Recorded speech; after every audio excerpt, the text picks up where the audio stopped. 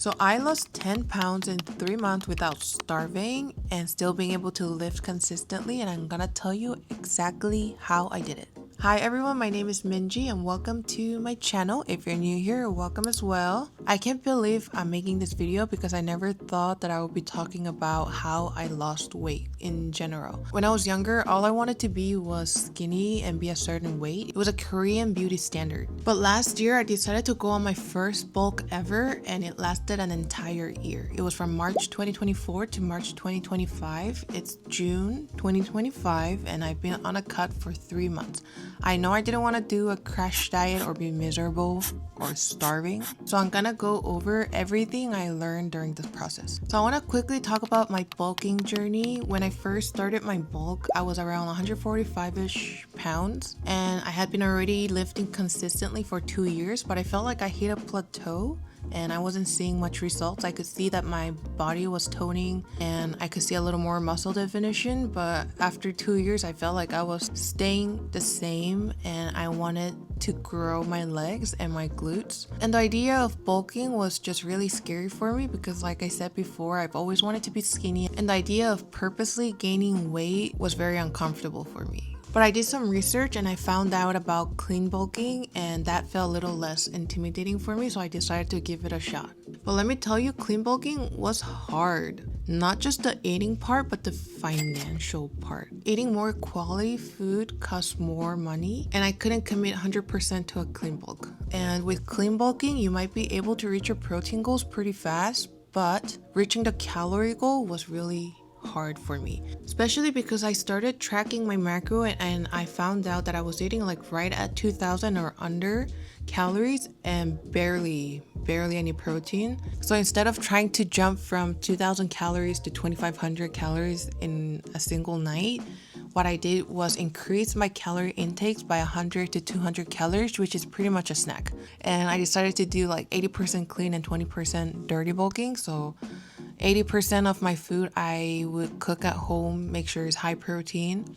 And the other 20%, like I would just eat whatever I wanted or go out and eat like some fried food, a lot of burgers, In-N-Out burgers especially. But despite the challenges, I actually really enjoyed my bulk. I saw the changes that my body was going through and I liked the changes that I was seeing. When I decided to go on a cut, I was at 159 pounds and 160 pounds was my goal, just because I just wanted to hit an even number.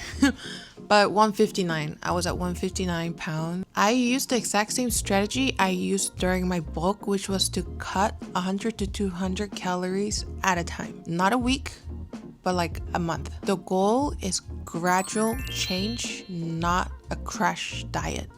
That's how you end up binge eating and losing all your progress and going back to where you started. And by cutting my calories gradually, it helped me avoid feeling like I was starving. But the first week was brutal. The first week was really hard because I wanted to eat even more clean. Because now that my calorie goal is less, I need to make sure that the food that I was eating was high protein, low calorie. And I wanted to still lift the same weight while I was bulking. And because it required a lot more energy from my body needed more fuel, but I was limited, if that makes sense. It was definitely a mental and physical challenge, but I managed through. The foods remained pretty much the same. That's why I wanted to do a pretty clean bulk, because all you have to do is eat the same thing but just less in amount. But I did make small changes, like I switched to jasmine rice because it's less calories and less carbs, but I do still need my carbs because I can't live without my carbs. I need my carbs. Another thing I changed was I don't drink as much protein shakes. I relied on protein shake every single night during my bulk because I just wanted that extra 100 to 200 calories and extra like 30 grams of protein. But now that I'm on a cut and I'm eating pretty good, I don't necessarily feel like I need to drink any protein shakes. I do still have my protein shakes and protein powders just in case I want to make a smoothie or even a protein coffee on days that I know that I didn't eat too well. I also used to eat a lot of eggs at the beginning of my bulk and then I got tired of it, so I stopped eating it for a while. But now I feel like I can eat them again, so I've been eating hard-boiled eggs for my pre-workout meal and surprisingly it's been giving me enough energy to lift heavy. What helps me stick to my low calorie, high protein food is just sticking to the same thing. I also want to experiment and try different things, but sticking to the same thing is what's going to help you be consistent. I don't meal prep like individual containers of food and have all the exact measurements. I just make a lot. Like I'll go to Costco and I'll cook the whole pack of meat. And the hardest part is definitely the weight, the scale. It's really hard not to connect the number on the scale to progress. There are many days that I'll look at my weight on the scale and be discouraged because it didn't go down, and I had to constantly remind myself that the way I look mattered more than the number on the scale. After the first month of cutting, I had already lost 5 pounds. But then I hit a wall. I stopped tracking my calories, I stopped tracking my macros, I stopped caring about what I was eating. I was basically at maintenance mode. I wasn't losing, but I also wasn't gaining. And honestly, that is still progress. Maintenance is so underrated. People always talk about cutting or bulking, but people don't really talk about maintenance. Staying the same on purpose is also progress. And it was definitely a game changer for me, especially because I was already feeling fatigued, low energy. I couldn't lift as heavy as I usually did. For me, this was actually allowing my body to adjust to the new diet, to the calorie deficit, and letting it reset and recover instead of constantly feeling the pressure of fat loss and losing weight. I was still training hard, but my recovery was even harder. My body was feeling very fatigued. I wasn't bouncing back the same way I did after workouts. My energy levels were just off. And this added to my mental stress because the scale wasn't moving.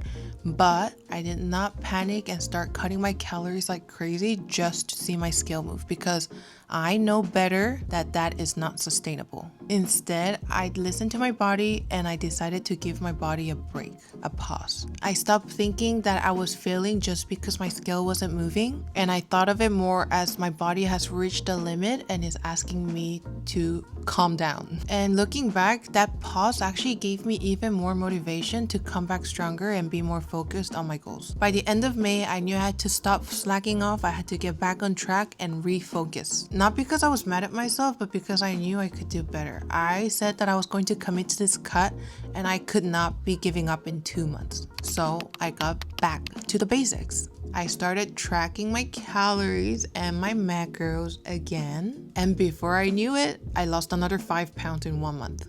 Like I mentioned before, I adjusted my calorie intake by 100 to 200 calories. So we went from around 2200 to 2500 down to 2000 to 2200 and then down to 1800 to 2000. And now I'm between 1600 and 1700 calories. My main goal is to hit 100 grams of protein a day realistically and under 200 grams of carbs. I didn't want to obsess or fixate too much on the numbers with my calories as well. That's why I give it a range. I wanted structure without the chaos and without the mental pressure. I didn't want to be too strict on myself because I knew eventually I was gonna burn out. I used to eat a lot of red meat during my bulk, so right now I'm eating a lot of chicken breast, chicken tenders. Sometimes I'll eat chicken thighs and sometimes I'll eat ground chicken. Ground chicken is actually really good. I'm still trying to figure out some high protein snacks that's not protein bars and that doesn't have protein powders. I haven't experimented much, so for now I'm just relying mainly on my meals. When it comes to weekend cravings, I give myself flexibility. Before, I used to have a lot of cheat days because of course bulking is all about cheat days. But now that I'm cutting, instead of having cheat days, I allow myself to have cheat meals. So I'm allowed to have a cheat meal, but the rest of the day I have to still eat very clean. Yesterday, I had an In-N-Out burger, a 2x2, and it was around 600 something calories and 30 something grams of protein. But the rest of my meal, I ate shrimp with rice, I had low-fat string cheese, I had some fruits. Oh, and I did have a protein coffee drink, and I still was able to stay at 1650 something calories and 130 grams of protein. So you're still allowed to enjoy the foods that you want as long as you meet your protein goals and calorie goal. you're good. And there are days, of course, you just want to have a cheat day, and it's okay to have it occasionally. As long as you're consistent majority of the time, you will not lose progress. Eventually your body will adjust, and even if you're out in a social event or social situation, you will know how much or how little to eat of something. It's just about being mindful. If there's one thing that I learned about this whole process, is that you don't need to crash diet to lose weight. You do it slowly and gradually, and that's how it's gonna be sustainable. You can still enjoy the foods that you want and still make progress without being miserable. Your body is going to resist change sometimes, and it's frustrating, but that's normal. It's completely normal. Be kind to your body. We only have one body, and I know you've heard that before, but be kind to your body. It also affects your mental health. Just because the number on the scale is not going down does not mean that you're failing. And I know you've heard this one before too, but consistency beats perfection. Making progress is not about being perfect. I am sure that me, along with a lot of other fitness content creators, we're never 100% on track the entire time. Unless you're competing. Unless you're like at the peak week of bodybuilding competition. It's not about making quick changes, because you have to learn your body. You have to learn its limits, you have to learn what it's capable of, and you have to know when you can actually push yourself. You really just have to trust the process. So if you're just starting your fitness journey or thinking about cutting, let me say this.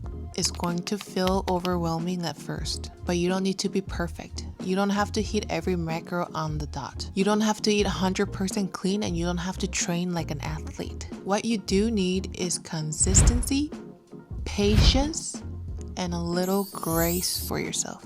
It's okay to take breaks. It's okay to go slowly at your own pace. It's okay as long as you keep going.